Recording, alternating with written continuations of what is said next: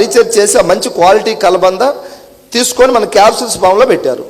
Gas trouble సహజంగా ఎక్కువ మంది గ్యాస్ ట్రబుల్ ఉంది. ఇప్పుడు గ్యాస్ ట్రబుల్కి మెడికల్ షాప్లో ఏదో ట్యాబ్లెట్ తీసుకుంటాం, వేసుకుంటాం, ఆ పూట వరకు ఆ రోజు వరకు ఆ గ్యాస్ ట్రబుల్ అనేది తగ్గుద్ది, మళ్ళీ అగైన్ వస్తూనే ఉంటుంది. అంతే కదా సార్?